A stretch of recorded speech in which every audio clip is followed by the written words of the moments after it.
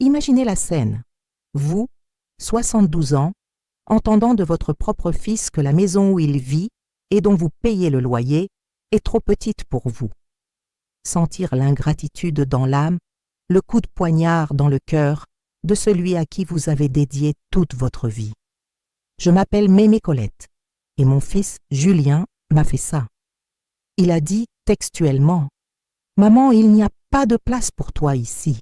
La maison est trop petite. » Si je ne m'étais pas réveillée à la réalité ce jour-là, si je n'avais pas réalisé le serpent que j'avais élevé, vous ne m'écouteriez pas maintenant. Je vivrais à leur crochet, humiliée, oubliée dans un coin quelconque.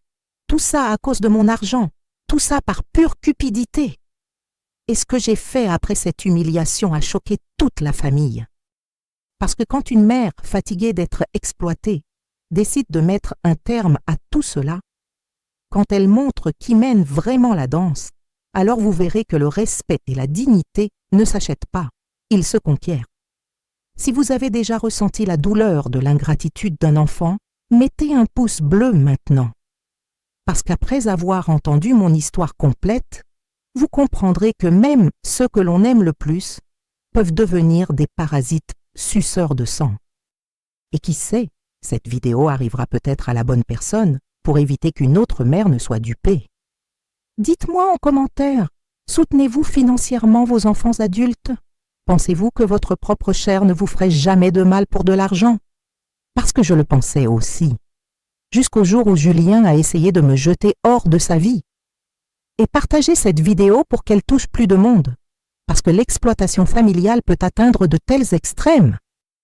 Et chaque mère, chaque père, a besoin de connaître les signes avant qu'il ne soit trop tard. Je m'appelle Colette Dubois, j'ai 72 ans, je suis née et j'ai toujours vécu ici, à Colmar, dans la région du Grand Est. Je suis veuve depuis 10 ans, à la retraite.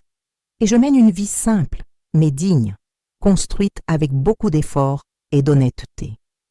J'ai un patrimoine considérable, fruit d'années de travail, mais j'ai toujours été discrète sur mes finances. Tout au long de ma vie, j'ai été une mère dévouée. J'ai travaillé comme couturière à domicile pour subvenir aux besoins de mon fils unique, Julien. Je me levais à 5 heures du matin, je cousais jusqu'à l'aube, tout pour lui offrir une vie meilleure. Je lui ai donné la meilleure éducation, j'ai toujours satisfait tous ses désirs, j'ai sacrifié mes propres rêves pour réaliser les siens. Mon ancienne maison, une petite maison de ville à Gordes, en Provence, a été construite pierre par pierre avec l'argent de mon travail et de mon défunt mari, Feu Pierre. Chaque pièce représente des années d'économie, de sacrifice, de rêves réalisés. Mais je l'ai vendue il y a quelques années pour placer l'argent, pensant que ce serait plus sûr pour l'avenir. Ceux qui me connaissent dans le quartier savent que je suis une personne honnête, travailleuse et très réservée. Je vais à la messe tous les dimanches, j'aide mes voisins quand je peux. Je n'ai jamais eu d'histoires avec personne. Une vie simple mais digne, construite avec beaucoup d'efforts et d'honnêteté. Julien a toujours été mon seul enfant, mon unique amour, ma raison de vivre. Quand il est né, j'ai promis de lui donner tout ce que je n'avais pas eu dans la vie. J'ai travaillé comme une forcenée pour qu'il étudie, qu'il ait de beaux vêtements, qu'il ne manque jamais de rien comme moi dans mon enfance. Il a étudié jusqu'à l'université, est devenu ingénieur, a toujours eu le meilleur que je pouvais offrir. J'ai sacrifié ma propre vie, mes propres rêves, pour réaliser les siens, comme toute mère le fait pour son enfant. Mais vous allez découvrir comment un fils apparemment normal, éduqué, avec une profession, peut se transformer en un parasite froid et calculateur. Comment l'amour maternel peut nous aveugler sur la véritable nature intéressée de ceux que l'on a élevés avec tant d'affection. Croyez-vous qu'un enfant puisse vous rejeter à cause de l'argent? Que l'éducation et l'amour ne garantissent pas le caractère? Laissez vos commentaires si vous avez déjà eu des doutes sur un proche à cause de l'argent. Parce que les signes étaient là. Je n'ai pas su les voir. Julien a toujours été un garçon difficile, mais j'attribuais cela à son fort caractère. Il a perdu son père tôt, à 20 ans. Il est resté seul avec moi. C'est peut-être pour cela qu'il était plus possessif. mais j'ai toujours pensé qu'au fond, il m'aimait, qu'il respectait les sacrifices que j'avais faits pour lui. À 25 ans, il a épousé Chloé, une bonne femme, et ils ont emménagé dans une maison louée dans la ville voisine. Je pensais qu'il allait se poser, fonder une famille, devenir un homme responsable. Mais leur relation avec le temps a commencé à se refroidir et il se plaignait toujours des factures. Moi, comme une bonne mère, j'aidais toujours.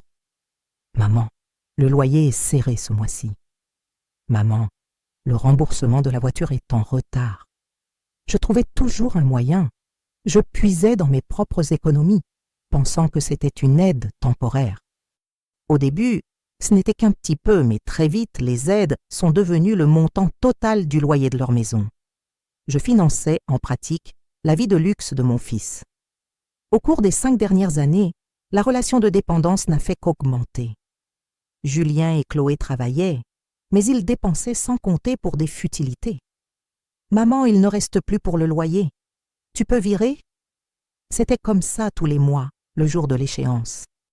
Je gardais mes petits-enfants, Léa et Tom, quand je pouvais. Mais je sentais que j'étais utilisée. Le problème, c'est que Julien a commencé à penser que mon argent lui revenait de droit. « Maman, pourquoi tu ne vends pas ce terrain et tu ne me donnes pas l'argent ?»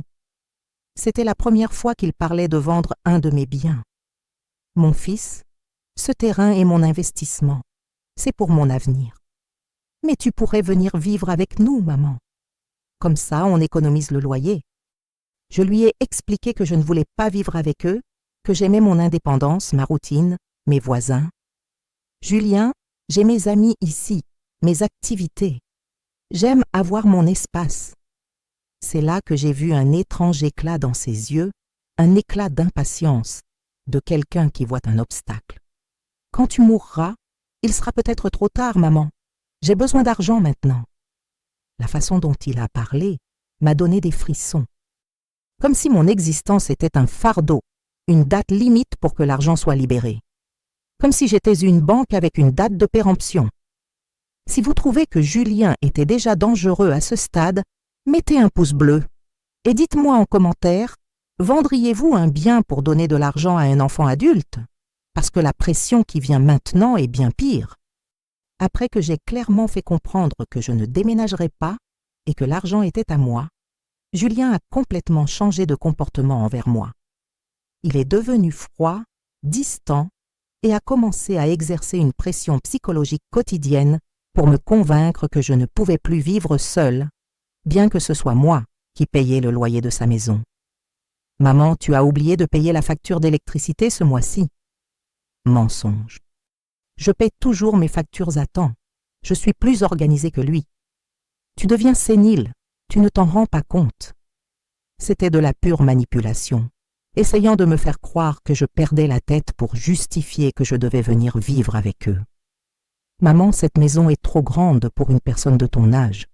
Et s'il t'arrive quelque chose, si tu tombes, si tu te casses une jambe, personne ne saura, personne n'entendra tes cris. » Il semait la peur dans ma tête, essayant de m'effrayer pour que j'accepte de déménager dans leur maison trop petite, où je serais un fardeau et où il aurait le contrôle de mon argent. Il a commencé à faire venir des gens étranges ici sans me prévenir. « Maman, l'agent immobilier est venu jeter un œil à ta maison. » Un agent immobilier que je n'avais pas appelé. « Madame Colette, votre fils a demandé d'évaluer la maison. » Un évaluateur qui se présentait sans rendez-vous. Julien s'activait en coulisses, essayant de vendre ma maison sans mon consentement. « Julien, pourquoi fais-tu venir des gens ici sans me prévenir? » « Maman, je ne fais qu'accélérer le processus pour quand tu te décideras. » Me décider? J'avais déjà décidé.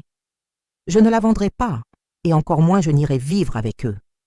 Mais il n'acceptait absolument pas ma décision. Il a amené les petits-enfants, Léa et Tom, pour me convaincre. Mes petits-enfants de 7 et 9 ans disant « Mamie, pourquoi tu ne viens pas vivre avec nous? On pourrait avoir plus d'espace. » C'était Julien qui utilisait les enfants comme des marionnettes, leur mettant des mots dans la bouche. « Léa, Tom, qui vous a dit ça? » Maman et papa ont dit que mamie était têtue, qu'elle ne voulait pas aider la famille. têtue. Moi qui ai travaillé toute ma vie pour avoir ce que j'avais, qui ai soutenu Julien pendant des années, j'étais têtue de ne pas vouloir renoncer à mon patrimoine et à ma paix. Une nuit, Julien est rentré à la maison et a explosé. « Maman, tu vas venir vivre avec nous, que tu le veuilles ou non. » Le ton était purement menaçant.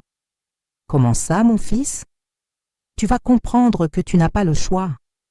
Soit tu viens de ton plein gré, soit il t'arrive quelque chose qui forcera ta venue. » Quel genre de chose, Julien? Les accidents arrivent, maman. Surtout aux personnes âgées qui vivent seules. La maison était trop petite pour que j'y habite, mais pas pour qu'il me manipule. C'était la première menace directe à ma liberté. Mon propre fils me menaçait de me forcer à vivre sous son toit à cause de mon argent. Cette nuit-là, je n'ai pas pu dormir. Je me suis demandé, Julien serait-il capable de me faire du mal? De me faire interner comme incapable pour l'héritage? J'ai essayé de chasser ces pensées de ma tête, mais elles revenaient sans cesse. La peur a commencé à s'installer en moi. Vous voulez savoir quand Julien a montré qu'il était capable de tout? Quand il a prouvé qu'il n'était plus mon fils, mais un manipulateur sans scrupules. Je vais vous raconter, mais dites-moi en commentaire, pensez-vous qu'un enfant a le droit de forcer un parent à changer de vie? Laissez votre avis. Une semaine après la menace, des choses étranges ont commencé à se produire chez moi.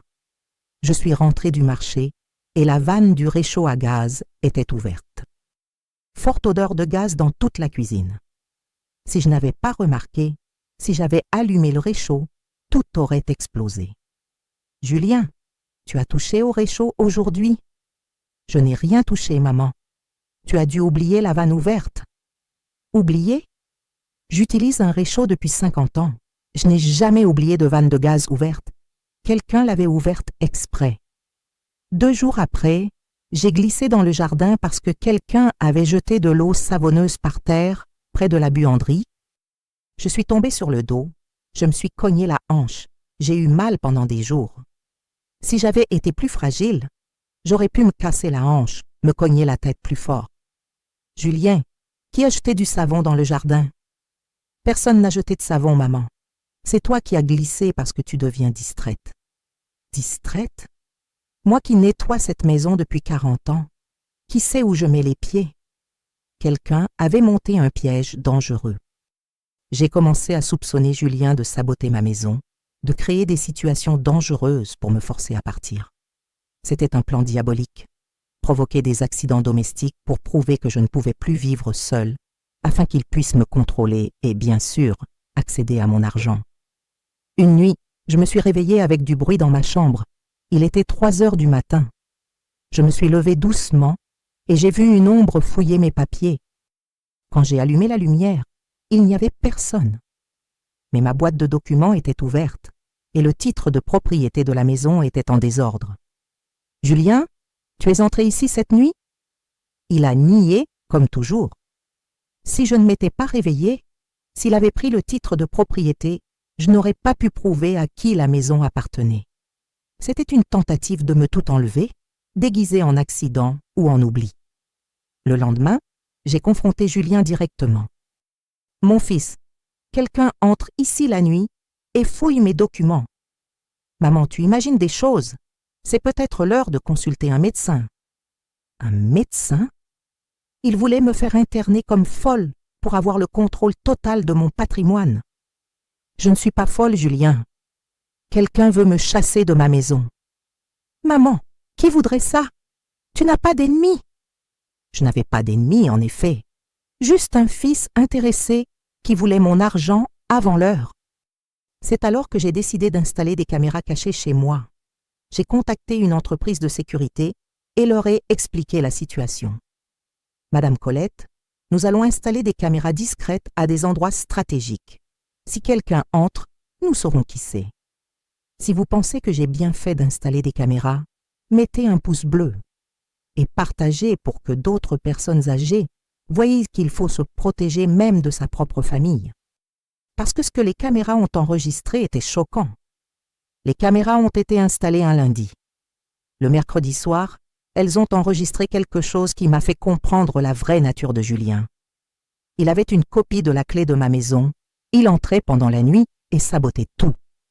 Dans la première vidéo, Julien apparaît à 2 heures du matin, ouvrant la vanne du réchaud à gaz et la laissant fuir. Ensuite, il ouvre les fenêtres pour que le gaz se propage dans la maison. Si j'avais dormi profondément, j'aurais inhalé du gaz toute la nuit et me serais réveillé malade, peut-être sans la force de résister à ces pressions. Dans la deuxième vidéo, il apparaît en train de jeter de l'eau savonneuse sur le sol du jardin, près de la buanderie, créant des pièges pour que je glisse et me casse des os. Si une telle chute m'envoyait à l'hôpital, il aurait pu me faire interner définitivement et vendre ma maison. Mais la troisième vidéo a été la plus choquante.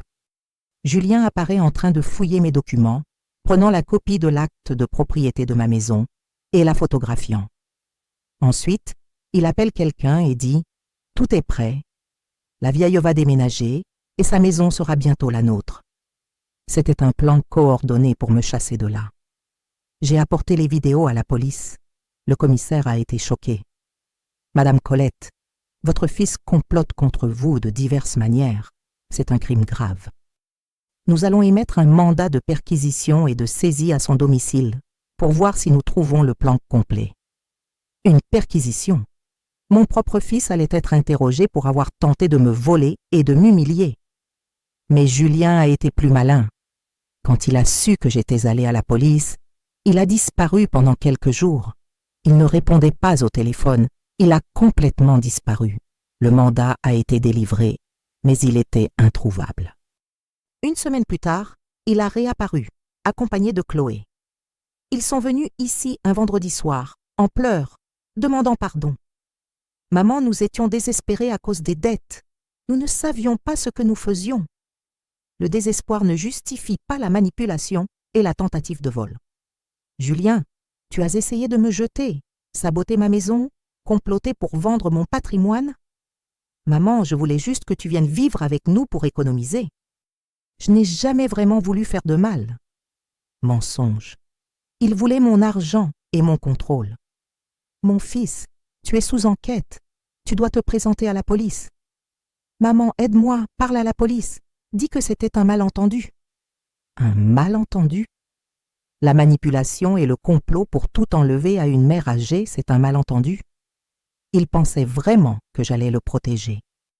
J'ai dit que je ne retirerais ma plainte que s'il signait un document renonçant à tout droit sur mon patrimoine tant que je serai en vie. Si tu veux, tant que je meurs pour avoir l'héritage, alors tu ne mérites aucun héritage, pas même mes aides mensuelles. Il est devenu furieux de ma proposition. « Maman, tu ne peux pas me déshériter. Je suis ton fils unique. »« Si, je peux, et je le ferai. Un fils qui tente de rabaisser sa mère ne mérite rien. » C'est là que j'ai vu la haine pure dans ses yeux, une haine que je n'avais jamais vue auparavant, la haine de celui qui a perdu la manne. Julien et Chloé sont partis ce jour-là en jurant vengeance. Tu vas regretter d'avoir fait ça avec nous, maman. Tu le regretteras amèrement. C'était une menace claire, directe, mais je n'imaginais pas qu'il serait capable de ce qu'il a fait. 3 jours plus tard, un mardi soir, veille de la date d'échéance du loyer de leur maison, Julien est revenu pour exécuter son plan final. C'était me humilier une fois pour toutes, me forcer à accepter la vie de dépendante qu'il voulait pour moi. J'étais dans le salon, regardant la télévision, quand j'ai entendu de forts coups à la porte. C'était Julien, avec Chloé à ses côtés, et derrière eux, une équipe de télévision, une présentatrice avec un micro à la main et une caméra allumée. Il voulait m'exposer, me faire honte publiquement. « Maman, nous sommes venus ici pour que tu expliques pourquoi tu ne nous aides plus, pourquoi tu nous abandonnes. » Julien criait, forçant les larmes, devant les caméras de télévision. Le sourire diabolique sur son visage et celui de Chloé m'a fait comprendre qu'ils avaient atteint la limite de l'effronterie. Ce n'était plus mon fils, c'était un showman psychopathe. « Julien, qu'est-ce que tu fais ? Je montre à la France la vérité, maman. Tu es une vieille égoïste qui ne veut pas aider sa propre famille. La maison était trop petite pour que j'y habite, mais pas pour qu'il me humilie à la télévision nationale. La présentatrice, d'une voix douce et fausse, a demandé « Madame Colette, votre fils dit que vous refusez de vivre avec eux, bien qu'ils aient besoin de votre aide. Est-ce vrai ?» C'était le moment parfait pour le démasquer. J'ai regardé directement la caméra Julien et Chloé et j'ai dit d'une voix aussi ferme que possible « Leur maison est trop petite pour que j'y habite, mais assez grande pour qu'ils s'y gavent de mon argent. Puisque la maison est si petite et qu'ils ne veulent pas de moi, je leur ai préparé une surprise qui sera livrée demain, le jour de l'échéance du loyer. » J'ai pris un document que j'avais en main et je l'ai montré à la caméra. Julien et Chloé sont devenus pâles. La présentatrice, curieuse, a essayé de demander « Quelle surprise, Madame Colette ?» Les voisins se sont réveillés avec le bruit et sont sortis voir. Julien et Chloé ont tenté de dissimuler, mais le commissaire que j'avais appelé, voyant la scène, s'est approché. « Messieurs, dames, j'ai besoin de vous au commissariat pour éclaircir cette situation. » Dans la voiture de police, Julien criait « Elle va le regretter. La maison est trop petite pour elle, mais pas l'argent. » « Comment ça, pas l'argent ? J'ai travaillé toute ma vie pour avoir ce que j'avais. Je lui ai tout donné. Et le paiement a été de presque être humilié à la télévision nationale. Ceci n'est que la première partie de mon histoire. Ce qui s'est passé au commissariat, les révélations que j'ai faites sur Julien, la surprise qu'il a reçue le jour de l'échéance du loyer, vous le saurez dans le prochain bloc. Si vous êtes arrivé jusqu'ici, mettez un pouce bleu pour me donner la force de continuer. Et partagez cette vidéo pour qu'elle touche plus de mères, plus de pères. Parce que les enfants qui essaient de jeter leurs parents pour de l'argent, ça existe. Et tout le monde a besoin de le savoir pour se protéger. À bientôt pour le prochain bloc de mon histoire. Vous avez vu que mon fils Julien a essayé de m'humilier à la télévision nationale. Mais vous voulez savoir ce qui s'est passé quand il a été emmené au commissariat? Comment a-t-il réagi face aux preuves? Et surtout, voulez-vous savoir ce que j'ai révélé à son sujet au commissariat qui a choqué le commissaire et son équipe? Parce que ce que j'ai dit sur mon propre fils était si dévastateur que même Chloé, son épouse, est restée sans voix. Julien pensait qu'il allait s'en tirer, qu'il allait inventer une histoire et que tout le monde croirait à la pauvre victime. Mais quand est venu mon tour de parler au commissariat, quand j'ai raconté toute la vérité sur le parasite que j'avais élevé, c'est là que le commissaire a compris quel genre de manipulateur il était vraiment. Si vous voulez savoir de quoi une mère est capable pour chercher justice et cesser d'être exploitée, mettez un pouce bleu maintenant. Parce que ce qui suit va vous choquer. Et partagez pour que d'autres personnes voient jusqu'où peuvent aller la méchanceté et la cupidité d'un enfant. Julien et Chloé ont été emmenés au commissariat de Colmar le soir même, l'air encore surpris d'avoir été pris la main dans le sac. Je les ai accompagnés pour témoigner. Je voulais voir sa tête quand il serait confronté aux preuves de la manipulation. La commissaire, Madame Legrand, a commencé l'interrogatoire. « Julien Dubois, vous et votre épouse êtes sous enquête pour coercition, menace et tentative d'extorsion contre votre propre mère. Savez-vous quelle a été sa réaction? Il a ri. Il a ri au nez de la commissaire comme si c'était une blague. Vous ne pourrez rien prouver. » Telles furent ses premières paroles. Il n'a même pas demandé si j'allais bien, si je m'étais blessée en tombant, si j'avais été affectée par la tentative d'humiliation publique. Il ne pensait qu'à comment se débarrasser de l'enquête, typique d'un manipulateur. « Julien, nous avons tout enregistré grâce aux caméras de sécurité de la maison de votre mère. » La commissaire a montré les vidéos, lui ouvrant la vanne de gaz, jetant du savon dans le jardin, fouillant mes documents et parlant au téléphone de son plan. Où est l'innocence là-dedans? Il est devenu pâle en voyant les images. C'était un malentendu, Madame la commissaire. Pouvez-vous le croire? Un malentendu. Ma mère devenait sénile. Je voulais juste l'aider, prendre soin d'elle. Comment ça aider Julien? En essayant de la forcer à quitter sa maison et à prendre possession de ses biens. Il m'a regardé avec une haine pure. Tu as toujours été égoïste, maman. Tu n'as jamais pensé à moi, seulement à toi. Égoïste, moi, qui ai travaillé toute ma vie pour lui, qui l'ai soutenu pendant des années. Son avocat est arrivé et a essayé de le faire taire. Julien, ne dites plus rien sans ma présence. mais il était hors de contrôle, disant des vérités sans s'en rendre compte. Elle l'a mérité, maître. Elle m'a toujours humilié, ne m'a jamais donné la valeur que je mérite. Et son argent me revient de droit. Après tout, je suis son fils unique. Quelle valeur méritez-vous pour avoir tenté d'exploiter votre mère ? A demandé la commissaire. Je méritais d'hériter de cette maison et de l'argent depuis longtemps. Pourquoi attendre qu'elle meure de vieillesse ? J'en ai besoin maintenant. C'est là que j'ai compris que Julien me voyait comme un investissement qui prenait trop de temps à rapporter. Si vous voyez que Julien n'avait pas la moindre once de remords, mettez un pouce bleu. Et dites-moi en commentaire, croyez-vous qu'un enfant puisse être aussi froid ? Parce que pour moi, ce n'était plus mon fils, c'était un étranger que j'avais nourri.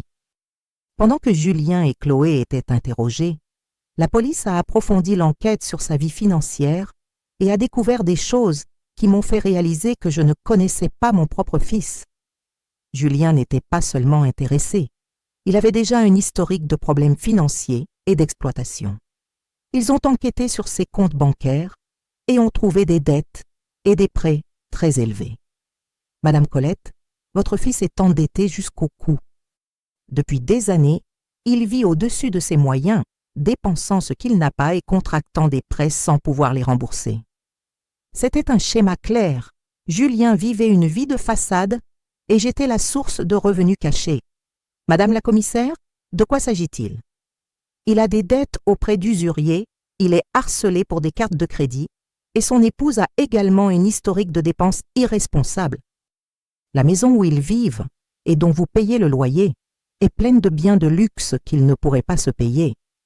Mon argent servait à soutenir une vie d'ostentation, tandis que je vivais modestement. Ils ont découvert qu'il avait déjà manipulé sa grand-mère paternelle, Mémé Louise, il y a des années, pour obtenir un prêt considérable qui n'a jamais été remboursé.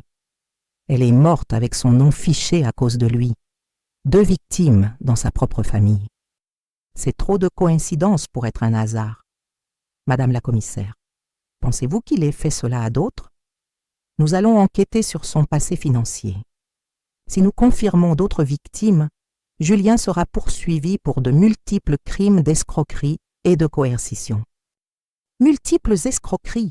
Mon fils était un criminel financier. Comment une mère peut-elle être aussi aveugle pour ne pas se rendre compte qu'elle a élevé un parasite ? J'ai commencé à me culpabiliser, à me demander où j'avais échoué dans son éducation. Mais la commissaire m'a rassurée. Madame Colette, les personnes avec ce profil manipulateur sont des maîtres de l'art de tromper. Votre intuition vous a alerté, mais l'amour maternel nous aveugle parfois. C'était vrai. Julien trompait tout le monde avec son air de bon garçon et son cœur cupide. Ils ont trouvé dans son portable des messages avec des amis où il parlait de « la vieille qui finance tout » et comment se débarrasser de sa mère pour avoir l'héritage d'un coup. C'était un catalogue de mépris et de plans pour m'éloigner de sa vie et avoir mon argent. Madame Colette, il y a plus de 50 messages parlant de votre argent, de vos biens. Votre fils prévoyait de vous éloigner et de tout prendre. 50 messages. Julien allait transformer l'exploitation en mode de vie. Je n'étais qu'une source de plus à pomper. Pouvez-vous imaginer découvrir que votre fils vous voyait comme une source d'argent et prévoyait de se débarrasser de vous? Que vous avez élevé un exploiteur en votre propre sein? Dites-moi en commentaire ce que vous ressentiriez dans cette situation. Si vous êtes choqué par ces révélations, mettez un pouce bleu pour me donner la force. Et partagez pour que d'autres familles voient que l'avidité peut se cacher n'importe où, même chez soi. Découvrir que mon fils était un manipulateur financier et qu'il prévoyait de se débarrasser de moi m'a complètement détruite. J'ai passé des semaines sans dormir, sans manger, me demandant où j'avais échoué. Comment une mère peut-elle rater à ce point l'éducation d'un enfant?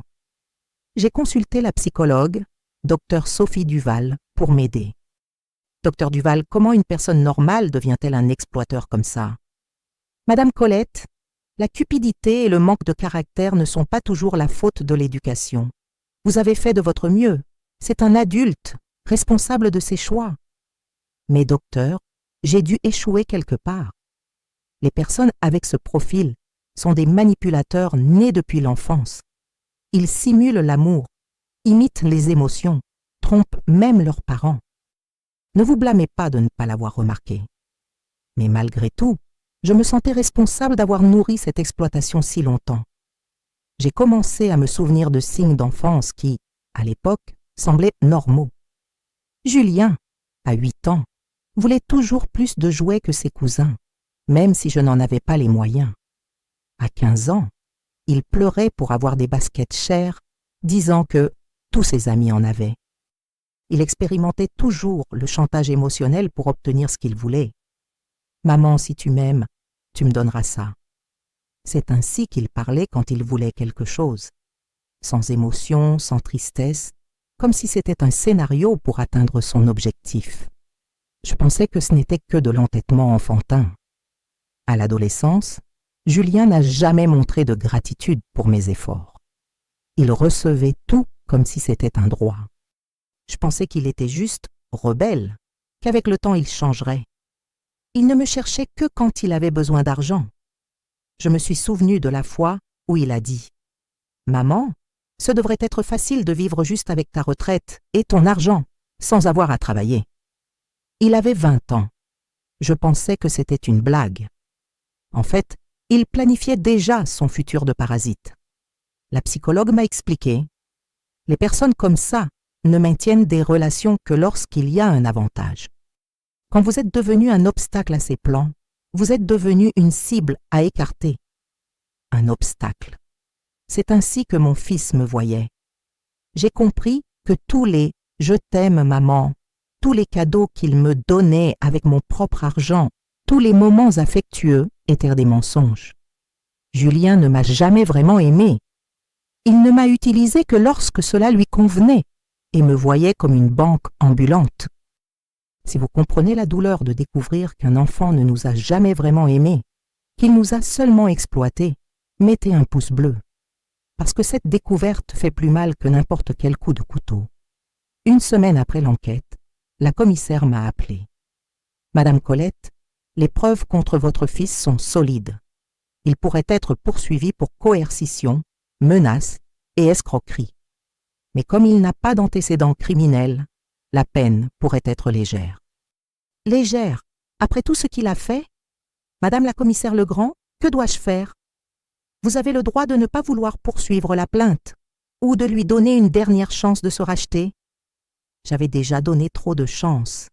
Il était temps d'agir, de lui donner une vraie surprise, et non celle qu'il voulait me donner. Je me suis souvenu de ses messages et de ceux de Chloé à propos de la maison trop petite pour moi, et de la façon dont il riait de ma naïveté. Non, il n'allait pas m'humilier à la télévision nationale et s'en tirer impunément.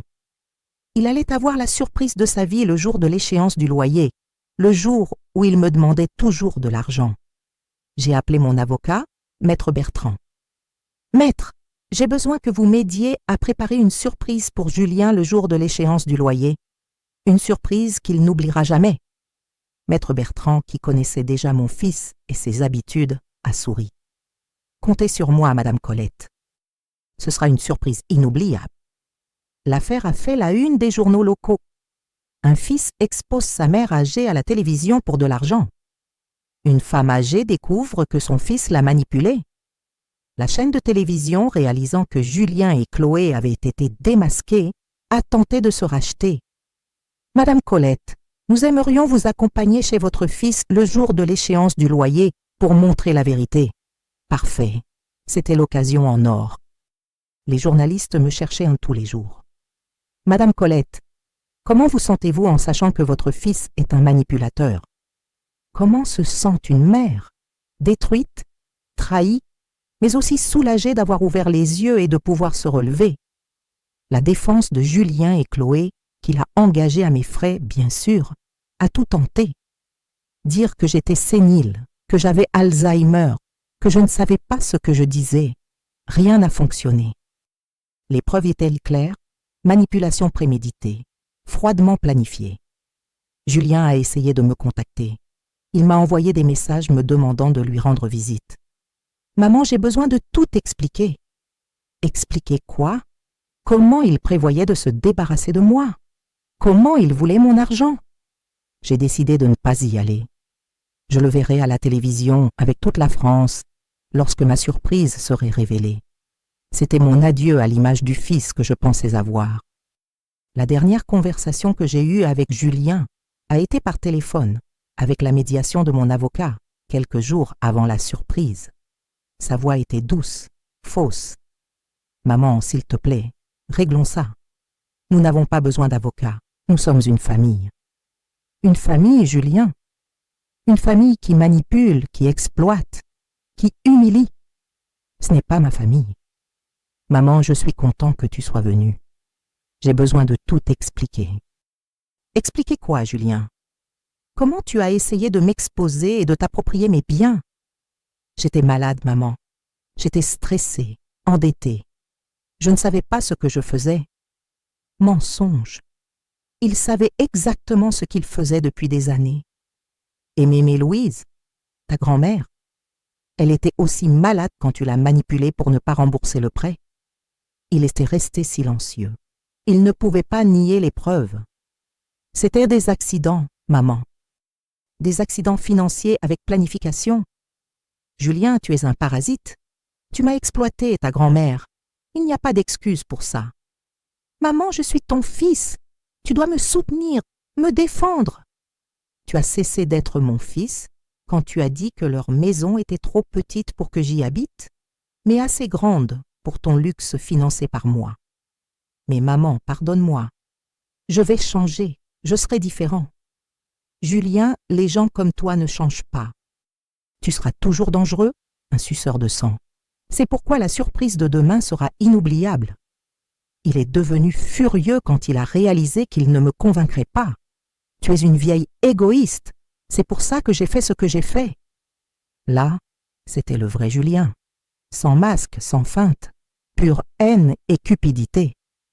Merci de confirmer que j'ai pris la bonne décision. Quelle décision? De ne plus jamais te considérer comme mon fils. Maintenant, tu n'es qu'un parasite que j'ai eu le malheur d'élever. Ce furent les derniers mots que j'ai échangés avec lui. J'ai raccroché le téléphone soulagé. Sur le chemin du retour de chez mon avocat, j'ai ressenti la paix pour la première fois depuis des mois. J'avais fait ce qu'il fallait. Julien était dangereux, il méritait une leçon. Je n'allais pas me laisser manipuler par de faux remords.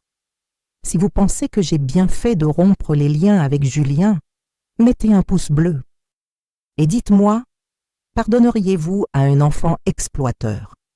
Parce que pour moi, il n'y a pas de pardon pour ceux qui essaient de voler la paix et la dignité de leurs parents. Le jour de l'échéance du loyer est arrivé.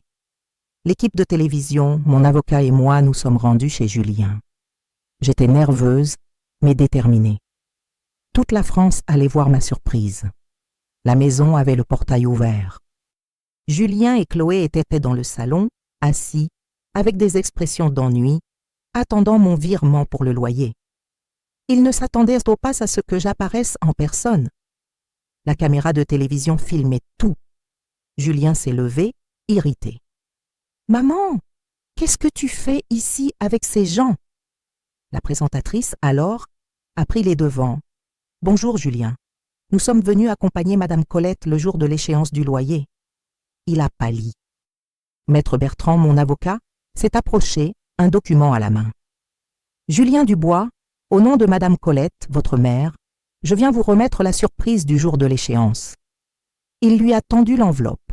Julien l'a prise, réticent. Il a ouvert l'enveloppe et en a sorti un document. Il a commencé à lire et ses yeux se sont écarquillés. Chloé, à côté, a essayé de jeter un coup d'œil.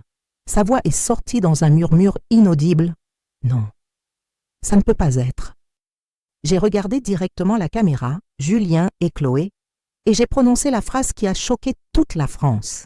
« Mesdames et messieurs les téléspectateurs, puisque mon fils a dit que la maison où il habite et dont je paie le loyer est trop petite pour moi, et puisqu'il a voulu m'exposer à la télévision le jour de l'échéance, la surprise est celle-ci. Le contrat de location a été résilié pour non-paiement, et de plus, la maison que je louais pour qu'ils y vivent a été vendue. Ils ont 15 jours pour quitter les lieux. Le silence a envahi le salon. Julien a lâché le document qui est tombé par terre. Chloé a crié « Quoi ?» La présentatrice était bouche bée. C'était la première fois dans l'histoire qu'une mère expulsait son propre fils à la télévision nationale, le jour de l'échéance du loyer. Ma maison n'est pas une banque pour entretenir des parasites. Et puisque la maison était trop petite pour que la mère y vive, maintenant ce n'est plus votre maison pour personne. Les caméras de télévision se sont braquées sur mon visage pendant que je parlais. La France entière a vu une mère reprendre le dessus. Un moment historique de justice familiale. Un moment qui restera gravé à jamais. Ce qui s'est passé après cette déclaration, la réaction de Julien et Chloé et le dénouement de leur vie, vous le saurez dans le prochain bloc. Si vous êtes arrivé jusqu'ici, mettez un pouce bleu et partagez pour que plus de gens voient qu'il faut parfois choisir entre famille et dignité. J'ai choisi la dignité et je ne le regrette pas. À bientôt pour le prochain bloc de mon histoire. Vous avez vu la surprise que j'ai faite le jour de l'échéance du loyer, expulsant mon fils Julien et son épouse Chloé à la télévision nationale. Mais voulez-vous connaître leur réaction quand l'équipe de télévision et la police sont partis? Comment ont-ils réagi en se retrouvant à la rue? Et surtout, voulez-vous savoir ce qui s'est passé ensuite, quand la vérité a éclaté et qu'ils ont dû faire face aux conséquences? Parce que ce qu'ils ont vécu après cette surprise a été si dévastateur que la France entière a pu voir la justice se faire. Julien et Chloé pensaient qu'ils m'humilieraient, qu'ils me feraient passer pour une vieille femme sénile. Mais quand la maison dont j'ai payé le loyer pendant des années n'était plus la leur, quand la corde s'est vraiment serrée, c'est là que la France entière a compris le genre de conséquences que la cupidité peut entraîner. Si vous voulez savoir ce que ressent une mère en voyant la justice s'accomplir, même si c'est contre son propre fils, mettez un pouce bleu maintenant. Parce que ce qui suit va vous montrer que la dignité n'a pas de prix. Et partagez pour que d'autres personnes voient que l'exploitation a des limites. Après que mon avocat, l'équipe de télévision et la police soient aux parties de la maison de Julien et Chloé, le silence qui a régné était pesant. Ils se regardaient, incrédules, avec le mandat d'expulsion à la main. La maison, qui était auparavant le théâtre de l'humiliation, est devenue le décor de leur malheur. Julien, pâle, s'est tourné vers Chloé. « Qu'est-ce qu'on va faire? On n'a nulle part où aller. » Il était sous le choc, ne comprenant pas que la manne était finie.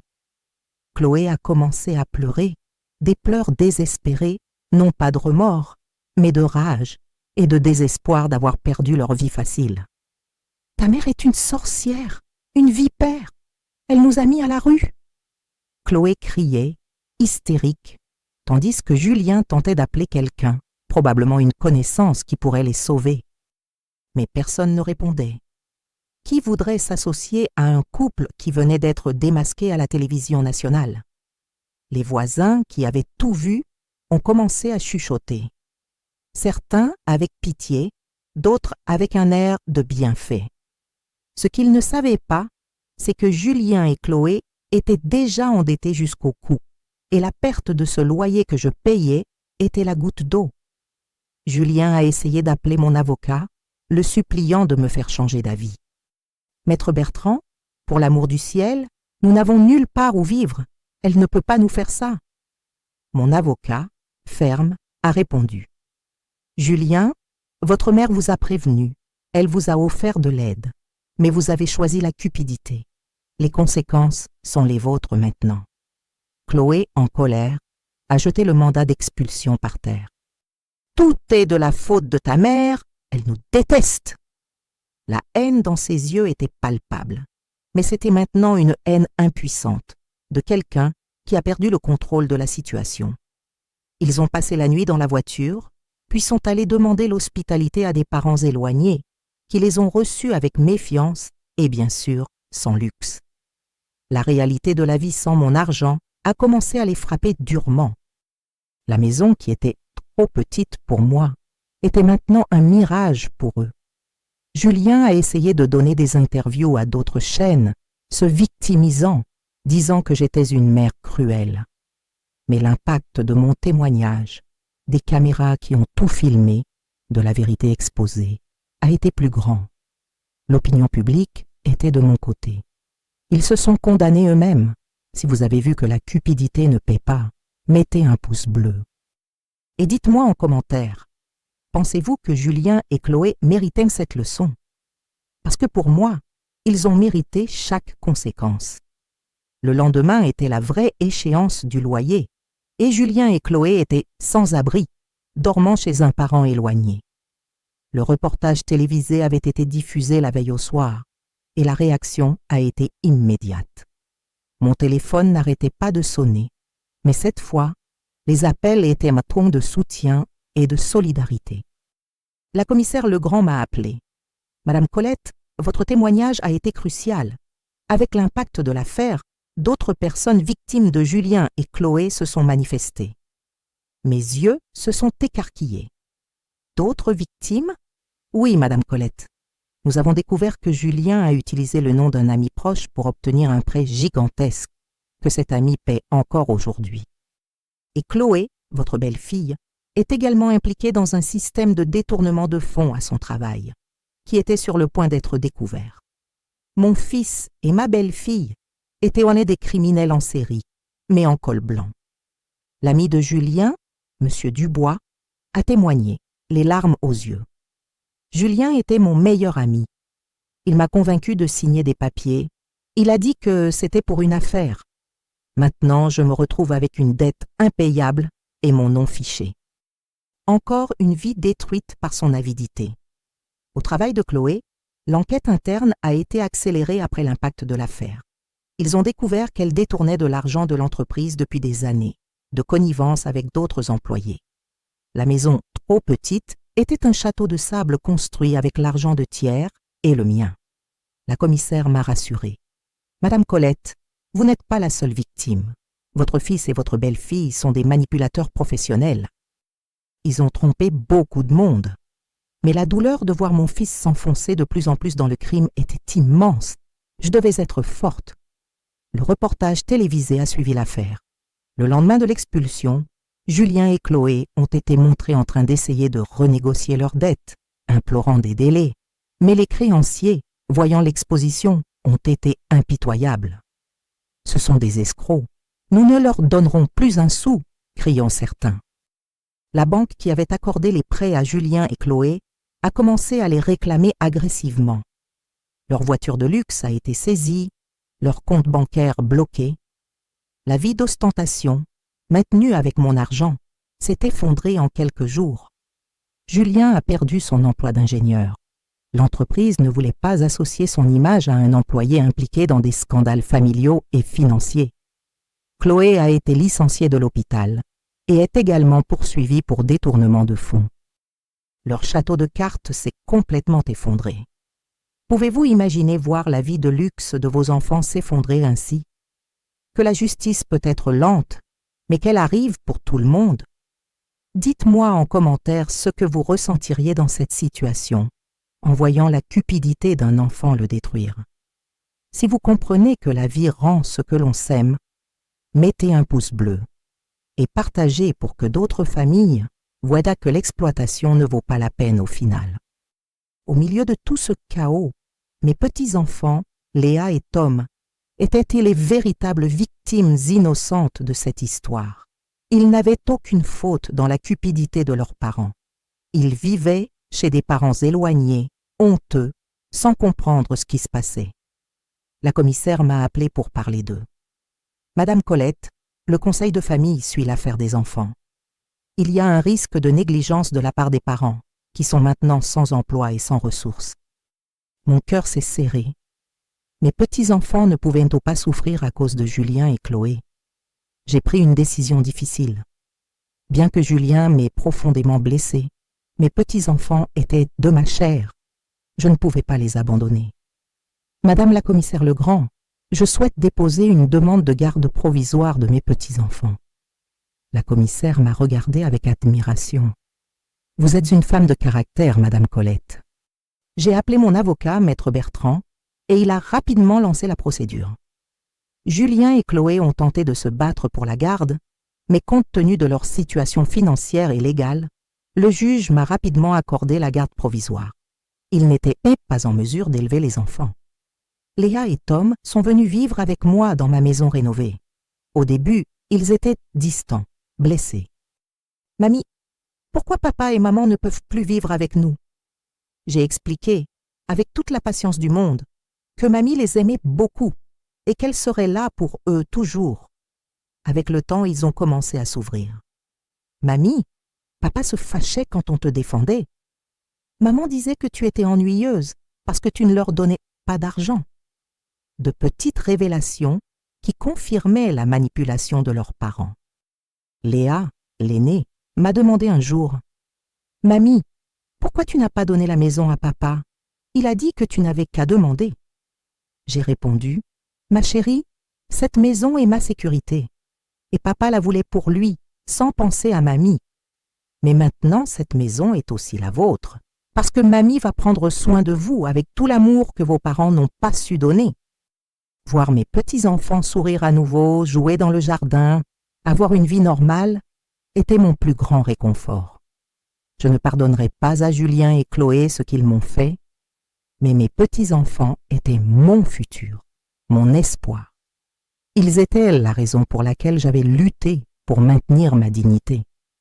Si vous pensez que l'amour d'une grand-mère peut guérir les blessures, mettez un pouce bleu. Parce que protéger les innocents est le véritable acte d'amour, même quand le sang nous trahit. L'affaire de Julien et Chloé est devenue un processus judiciaire complexe. Mon avocat, Maître Bertrand, était implacable. « Madame Colette, nous allons récupérer chaque centime qu'ils vous ont extorqué et nous allons nous assurer qu'ils peignent pour les crimes financiers qu'ils ont commis. » Et c'est ainsi que cela s'est passé. Les plaidoiries finales au tribunal ont été émouvantes. Le procureur, en présentant les preuves, a détaillé chaque prêt impayé, chaque dette laissée à des tiers, chaque centime de détournement de Chloé au travail. L'image de victime qu'ils ont tenté de construire s'est complètement effondrée.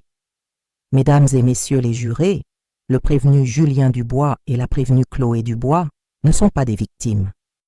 Ce sont des prédateurs qui ont profité de la bonne foi d'une mère âgée et d'autres pour maintenir une vie de façade qu'ils ne pouvaient pas se payer. Ils ne méritent pas la pitié, ils méritent la force de la loi.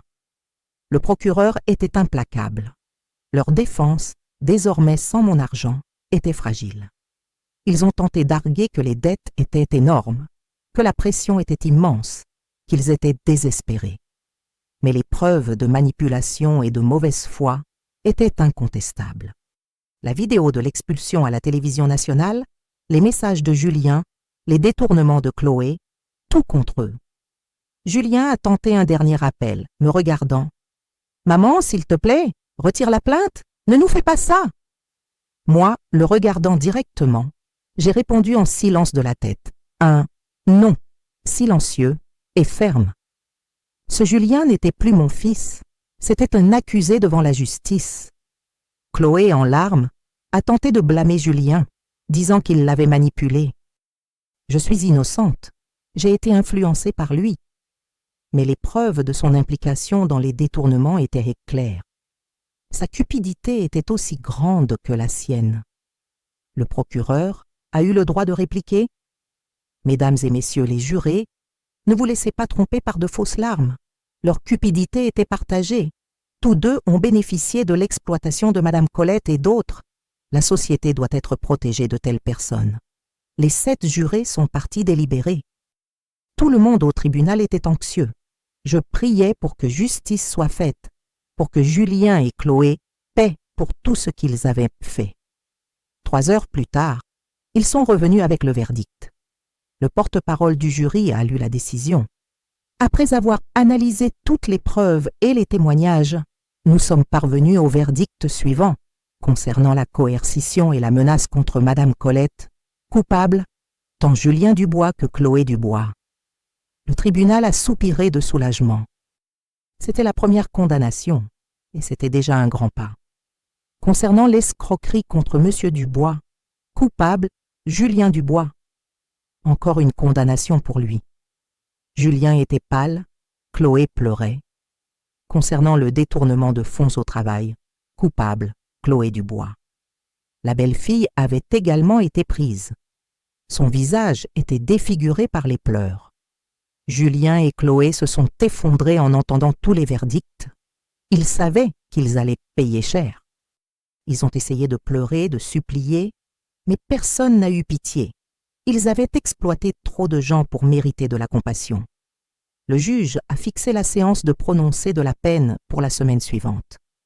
Les prévenus resteront en liberté en attendant la détermination de la peine, en raison de leur absence d'antécédents judiciaires et de leur présentation spontanée. Julien et Chloé étaient libres pour l'instant, mais l'ombre de la peine planait sur eux. Je suis sorti du tribunal soulagé. La justice avait été rendue. Julien et Chloé allaient payer pour tous leurs crimes. La France entière avait vu que la cupidité d'un enfant peut être sa propre ruine. Si vous avez été soulagé par la condamnation de Julien et Chloé, mettez un pouce bleu et dites-moi en commentaire, pensez-vous qu'ils l'ont mérité? Parce que pour moi, ils ont mérité chaque conséquence. Une semaine plus tard, nous sommes retournés au tribunal pour la lecture de la sentence. Le juge, Monsieur le Président Leclerc, était grave. Julien Dubois et Chloé Dubois, en 30 ans de magistrature, j'ai rarement vu autant de manque de caractère et d'exploitation familiale que chez vous. Vous avez fait preuve de froideur, de cruauté et d'une totale absence d'empathie en profitant de votre propre mère et d'autres personnes pour maintenir une vie que vous ne pouviez pas vous payer. La maison dont vous, Madame Colette, payez le loyer pour eux est devenue un symbole de l'exploitation éhontée. Pour les crimes de coercition, menaces, escroquerie et détournement de fonds, je condamne Julien Dubois à 5 ans de réclusion avec sursis probatoire et au paiement de toutes les dettes et amendes. Et je condamne Chloé Dubois à 3 ans de réclusion avec sursis probatoire et au paiement de toutes les dettes et amendes. Les peines n'étaient pas celles que j'attendais, mais la condamnation était réelle. De plus, il leur est interdit à tous deux d'avoir tout contact avec Madame Colette et de s'approcher de ses biens pour le reste de leur vie. Cette partie était la plus importante pour moi. J'étais enfin libéré de leur emprise. Le tribunal a murmuré. C'était une vraie justice. Julien et Chloé ont essayé de crier quelque chose, mais ils ont été rapidement retirés du tribunal. C'était la dernière fois que je les voyais comme famille. Ils sont partis l'air défaits, sachant que leur vie ne serait plus jamais les mêmes. Ils devraient payer pour leurs crimes et reconstruire leur vie à partir de zéro, sans mon argent. Je suis sorti du tribunal en paix. J'avais fait ce qu'il fallait. Julien et Chloé auraient leur leçon, et le monde était un peu plus sûr face aux exploiteurs. Aucune autre mère ne serait dupée comme je l'ai été si longtemps. C'est la partie cruciale de mon histoire. Dans le prochain et dernier bloc, je vais raconter comment j'ai reconstruit ma vie, comment je suis devenu un symbole de la lutte contre l'exploitation familiale, et mon message final à toutes les mères de France. Si vous êtes arrivés jusqu'ici, mettez un pouce bleu et partagez, parce que cette histoire doit être connue. Elle doit alerter d'autres familles. À bientôt pour le bloc final. Vous avez vu Julien et Chloé condamnés et sans abri. Mais voulez-vous savoir comment j'ai reconstruit ma vie après avoir été exploité par mon propre fils et ma belle-fille? Comment je suis devenu un symbole national de la lutte contre l'exploitation familiale? Et mon message final à toutes les mères et tous les pères de France qui pourraient vivre le même cauchemar, où la maison dont ils paient le loyer est trop petite pour qu'ils y vivent, parce qu'après que l'affaire ait eu un retentissement national, ma vie a complètement changé. J'ai reçu des milliers de lettres d'autres mères qui avaient vécu des situations similaires, et j'ai découvert que Julien n'était pas une exception. Il n'était qu'un de plus dans une épidémie silencieuse d'exploitation familiale qui détruit des foyers et des dignités. Si vous voulez savoir comment une mère se reconstruit après avoir été trahie par son propre sang et avoir dû expulser son fils, mettez un pouce bleu maintenant, parce que ce que je vais raconter pourrait sauver la vie d'autres familles, et partagez pour que cela atteigne ceux qui en ont le plus besoin. Après la condamnation de Julien et Chloé, je suis rentrée chez moi avec mes petits-enfants, Léa et Tom. La maison, auparavant théâtre de ma solitude et des manipulations de mon fils, était maintenant remplie d'une nouvelle énergie, d'un nouveau but. C'était le reflet parfait de ce que je ressentais à l'intérieur. Tout était reconstruit et avec un avenir à prendre en charge. Mes voisins ont été essentiels à mon rétablissement et à l'adaptation des enfants. Madame Leblanc, qui habite à côté depuis 40 ans, a été la première à m'aider. Colette, tout ce dont tu as besoin pour les enfants, appelle-moi. Je n'accepte pas un non comme réponse. C'est ce dont j'avais besoin. Des gens bien pour me rappeler que tous les enfants ne sont pas des exploiteurs. Les premières têtes de semaine ont été difficiles, mais gratifiantes. Léa et Tom étaient traumatisés, mais avec de l'affection et une routine, ils ont commencé à s'épanouir. Je me réveillais au milieu de la nuit, non plus avec la peur, mais avec l'inquiétude de leur bien-être. Les cauchemars constants des menaces de Julien ont été remplacés par des rêves, des sourires de mes petits-enfants. Les crises de panique sont devenues des moments de réconfort. La psychologue, Dr Sophie Duval, m'a conseillé « Madame Colette, vous êtes en train de donner un nouveau sens à votre douleur. Vous transformez le traumatisme en force pour protéger vos petits-enfants. C'est la plus grande preuve de résilience. » Je me sentais à nouveau vivante. Si j'ai survécu à l'exploitation de Julien, je pouvais me relever et élever mes petits-enfants avec amour et dignité. J'ai commencé à remplir la maison de l'énergie des enfants. La chambre qui était autrefois celle de Julien est devenue la chambre des jouets. Je l'ai peinte de couleurs vives, j'ai acheté des poupées et des petites voitures. Je voulais effacer tout souvenir de la cupidité qui avait habité là. La cuisine, où j'ai préparé tant de repas pour un fils ingrat, était maintenant le théâtre de rire et de l'odeur de gâteau fait maison pour mes petits-enfants. Chaque pièce de la maison se remplissait d'une nouvelle vie. Ma maison, qui un jour fut dite trop petite pour moi, était maintenant le refuge et le foyer de ma nouvelle famille. 6 mois plus tard, la vie avait un nouveau rythme. Ma maison était pleine d'amour, sans trace de la méchanceté qui s'y était déroulée. C'était le symbole de mon propre renouveau et de l'espoir que mes petits-enfants m'avaient apporté. Je devenais une grand-mère épanouie, avec un but renouvelé. Si vous pensez que l'amour d'une grand-mère peut reconstruire un foyer, mettez un pouce bleu et dites-moi en commentaire, auriez-vous la force de recommencer après 70 ans en élevant des petits-enfants? Parce que j'ai découvert que la vie nous donne toujours une seconde chance. 3 mois après le jugement, mon histoire a commencé à prendre une dimension nationale, de manière encore plus profonde. L'émission de télévision qui avait suivi l'expulsion a fait un reportage spécial sur ma nouvelle vie avec mes petits-enfants et la lutte contre l'exploitation familiale. Madame Colette, nous voulons montrer votre force à la France entière. Au début, j'ai eu peur d'apparaître à la télévision avec les enfants. Et si les gens les jugeaient? Et si l'on disait que j'étais une grand-mère vindicative? La productrice m'a rassurée. Madame Colette, vous êtes une source d'inspiration. Vous vous êtes sauvée, vous et vos petits-enfants. Votre histoire alertera des milliers de familles. L'interview a été diffusée un dimanche soir et a battu à nouveau des records d'audience. 30 millions de Français ont regardé mon histoire, maintenant avec mes petits-enfants. C'était plus de monde que ceux qui votent pour le président. La France entière a découvert la force de Madame Colette et l'innocence de Léa et Tom. Le lendemain, mon téléphone n'arrêtait pas de sonner, mais cette fois, avec des invitations à des conférences et le soutien d'organisations de défense des personnes âgées. Madame Colette, pouvez-vous parler au Sénat? Pouvez-vous venir à l'émission C'est à vous? Que diriez-vous de l'émission de Cyril Hanouna? Tout le monde voulait entendre mon histoire et mon message de dépassement. Mais ce qui m'a le plus ému, ce sont les lettres et les messages d'autres grands-mères et parents. Des sacs de courrier arrivaient tous les jours. Des mères racontant qu'elles se méfiaient aussi de leurs enfants, mais qu'elles avaient peur d'agir. Des parents signalant des exploitations par leurs enfants.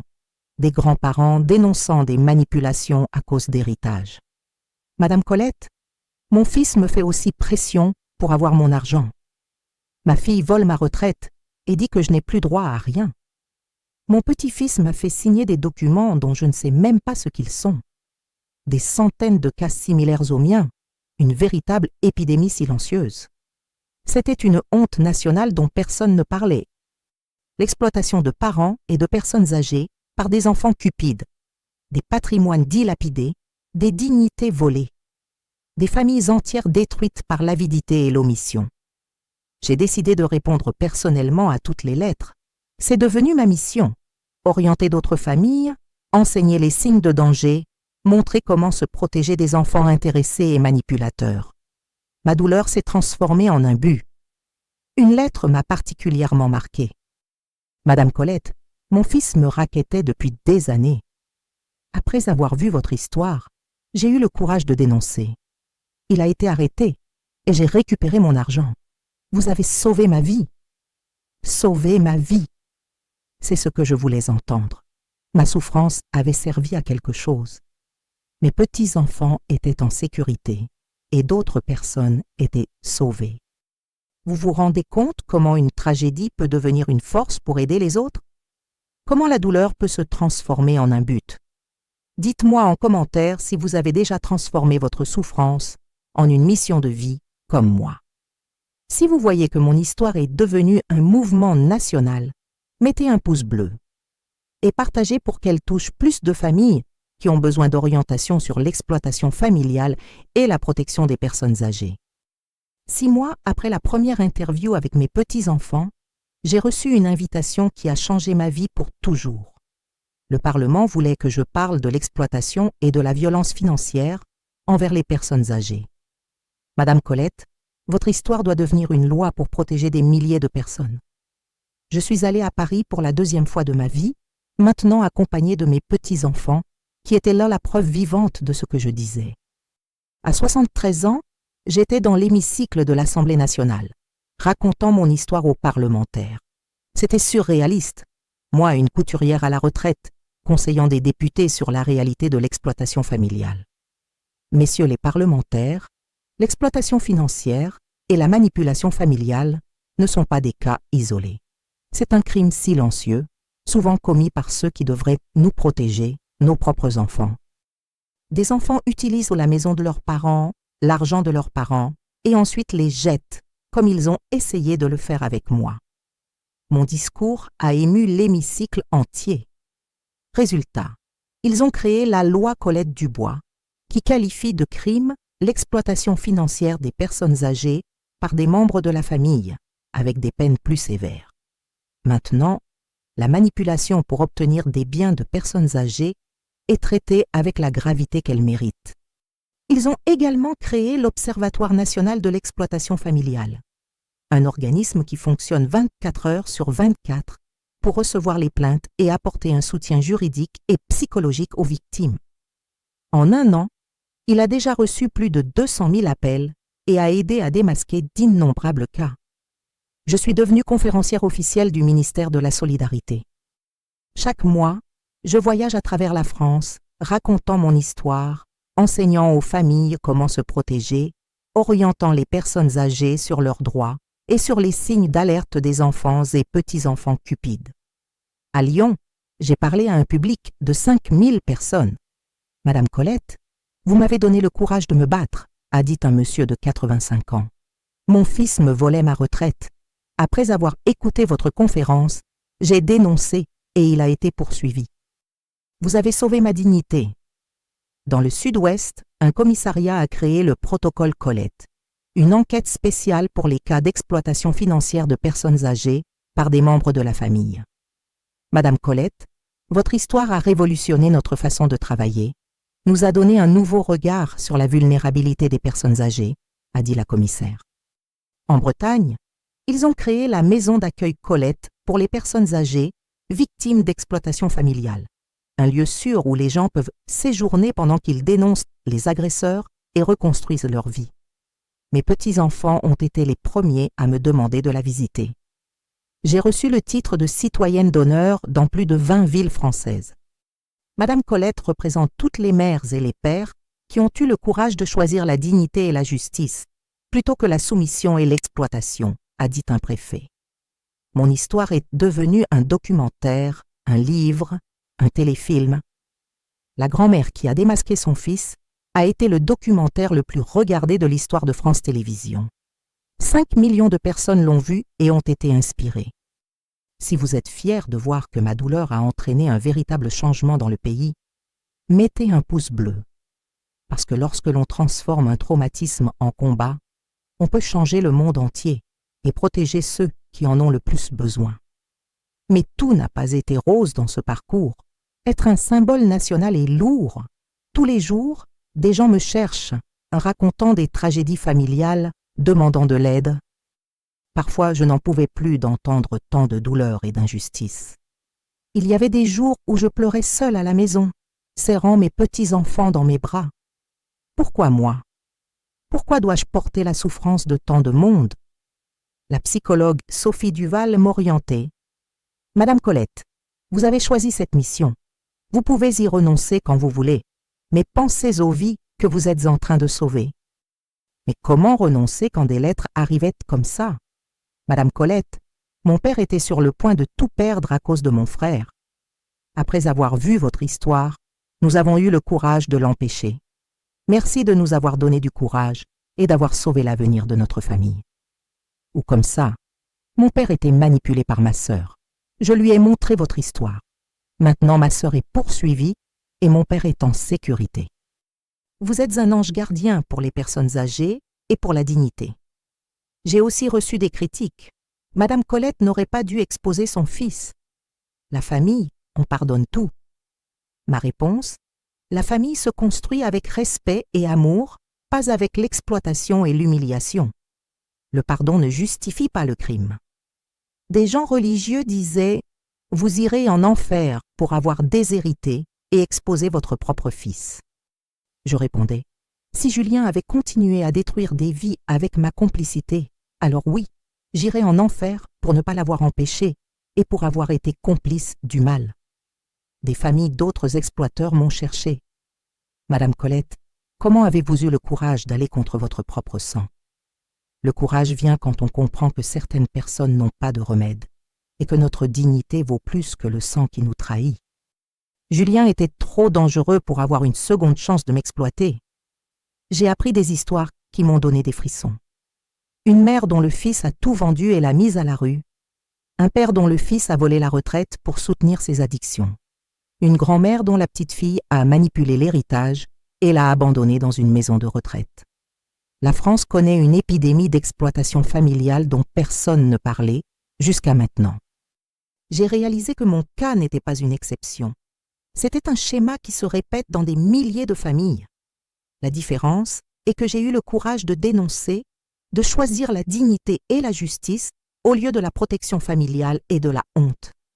J'ai créé un groupe de soutien, mères et pères qui se sont battus pour la dignité. Nous nous réunissons tous les mois. Nous sommes des dizaines de personnes qui ont eu le courage de lutter contre l'exploitation de leurs propres enfants. Le soutien mutuel est essentiel pour affronter la douleur et la culpabilité. Madame Colette, regrettez-vous d'avoir expulsé votre fils et de l'avoir poursuivi? Question que je reçois tous les jours. Je regrette de ne pas avoir remarqué l'exploitation plus tôt, de ne pas avoir sauvé Mémé Louise, la grand-mère de Julien. Mais d'avoir donné à Julien la leçon qu'il méritait, jamais. Ma paix et la dignité de mes petits-enfants n'ont pas de prix. Julien et Chloé ont purgé leur peine en régime de semi-liberté. Ensuite, ils ont dû repartir de zéro, avec leur nom entaché et un historique de dettes et de poursuites. Ils n'avaient pas plus la banque de maman pour soutenir leur vie de luxe. Je reçois des rapports de mon avocat sur leur situation. Julien essaie de petits boulots, mais personne ne l'embauche à cause de son passé. Chloé travaille comme aide à domicile, mais elle a encore des procès pour détournement de fonds. Tous deux vivent des difficultés financières et ne parviennent pas à se relever. La vie a exigé son prix. Julien a essayé de m'écrire plusieurs fois, des lettres manipulatrices. « Maman, tu me manques. Pardonne-moi. J'étais malade quand j'ai fait ça. » Je les déchire toutes sans les lire jusqu'au bout. Je ne me laisserai plus manipuler. Il ne s'est jamais vraiment repenti, seulement du manque de mon argent. Ils ont demandé à voir les petits-enfants plusieurs fois. J'ai tout refusé. Madame Colette, ils ont le droit de voir les enfants. Et j'ai le droit de protéger mes petits-enfants des manipulateurs et de ceux qui les ont utilisés pour me faire pression. Julien et Chloé ont perdu le droit de m'appeler mère et d'être de vrais parents. Une assistante sociale du tribunal pour enfants m'a appelée. Julien et Chloé parlent de vous tous les jours. Ils disent que vous êtes cruel, que vous les avez abandonnés. Dites-leur que l'amour d'une mère protège, mais c'est aussi qu'en couper les liens avec ceux qui ne font qu'exploiter. Le cœur d'une mère protège aussi les innocents. Julien et Chloé ont tenté de donner des interviews à la télévision, disant qu'ils étaient victimes de la mère cruelle. J'ai obtenu une ordonnance judiciaire d'interdiction. Je ne laisserai pas ces manipulateurs se promouvoir sur la souffrance qu'ils ont causée et la dignité qu'ils ont tenté de voler. J'ai appris que Julien a tenté d'ouvrir une petite entreprise, mais il a fait faillite. Chloé a essayé de vendre des choses sur Internet, mais cela n'a pas non plus fonctionné. Le manque d'argent pour soutenir la vie d'ostentation qu'ils menaient les a consumés. La maison trop petite pour moi était le paradis qu'ils ont perdu. Amis et membres de la famille, qui les adulaient auparavant, se sont éloignés. Celui qui exploite sa propre mère ne mérite pas confiance, m'a dit un cousin éloigné.